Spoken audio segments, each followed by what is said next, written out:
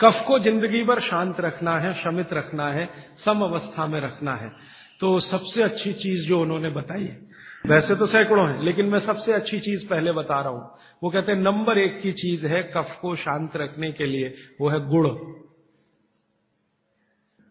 और ऑब्लिक करके उन्होंने एक चीज बताई है, शहद।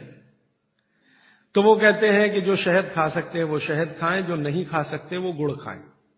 अब आप में से जो जैन सिद्धांतों का पालन करने वाले हैं उनके लिए है गुड़, और जो जैन सिद्धांतों का पालन नहीं करते वो शहद भी ले सकते हैं। गुड़ कफ को कैसे शांत रखेगा, आधुनिक विज्ञान की जानकारी कुछ मैं आपको इसमें जोड़ना चाहता हूं। कफ जब भी बिगड़ता है तो शरीर में एक तत्व की बहुत कमी आ जाती है, वो है फास्फोरस। केमिकल है एक फास्फोरस। जब भी कफ बिगड़ेगा तो आप समझ लो आपके शरीर में फास्फोरस की कमी है।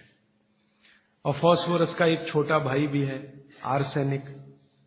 आर्सेनिक वैसे तो शरीर में ना रहे तो अच्छा है क्योंकि जहर है, लेकिन बहुत मामूली मात्रा में रहे तो फास्फोरस को ताकत देता है ये आर्सेनिक। फास्फोरस का कॉम्प्लीमेंट्री है आर्सेनिक।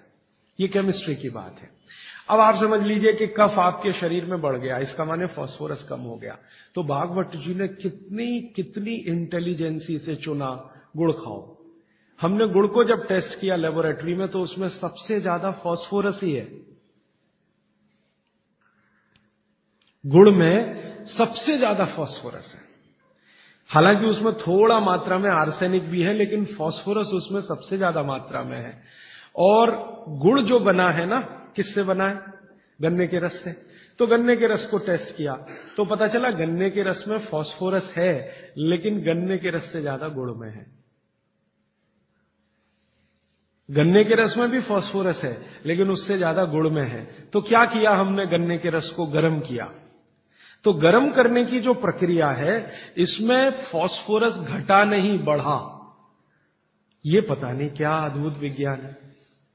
तो भागवत जी ने ये नहीं कहा कि गन्ने का रस पियो, उन्होंने कहा गुड़ खाओ। गन्ने के रस को भी वो कह सकते थे क्योंकि फास्फोरस उसमें है, लेकिन गन्ने के रस से ज्यादा बेहतरीन स्थिति का फास्फोरस गुड़ में है, जो सबसे जल्दी हजम होता है।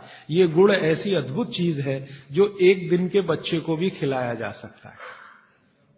1 दिन के बच्चे को, आज बच्चा पैदा हुआ, आप शाम को उसे गुड़ दे सकते हैं, आज ही दे सकते हैं।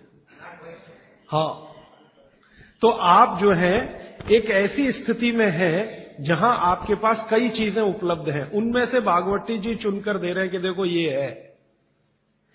अब गुड़ बनाने के पहले एक और चीज बनती है जिसको मराठी में कहते हैं काकवी। तरल गुड़ कहिए उसको, तरल गुड़। राब कहते हैं कई लोग उसको, राब, राजस्थान में राब कहते हैं।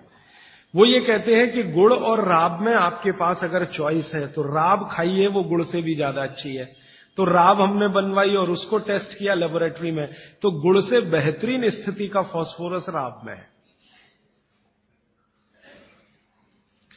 तो आपकी जिंदगी का इसको हिस्सा बना लीजिए, हिस्सा। कफ की जिंदगी में तकलीफ कभी भी नहीं आए जो आप राब और गुड़ खाएं, ये आपकी जिंदगी का हिस्सा हो जाना चाहिए।